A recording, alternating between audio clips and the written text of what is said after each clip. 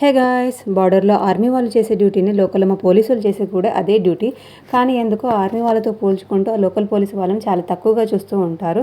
But వీళ్ళు కూడా వాళ్ళలాగే 24 hours on డ్యూటీలోనే ఉంటూ ఎంత కష్టపడతారో వాళ్ళకే తెలుసు, వాళ్ళ ఫ్యామిలీ అయినా మాకే తెలుస్తూ ఉంటుంది. కానీ అయినా ఎందుకో ఆర్మీ వాళ్ళతో పోల్చుకుంటూ చిన్న చూపుగా చూస్తూ ఉంటారు.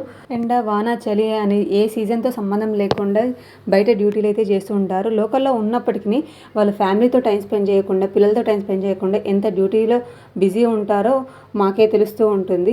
ఇంకా ఈ ఎండలో 41 degreesలో వాళ్ళు బయట డ్యూటీ చేయడం అనేది మామూలు విషయం కాదు. ట్రాఫిక్ పోలీసు వాళ్ళదైతే ఇంకా చెప్పనవసరం లేదు. ఇంత 41 degreesలో వాళ్ళు 24/7 డ్యూటీలో ఉండడం అనేది మామూలు విషయం కాదనమాట.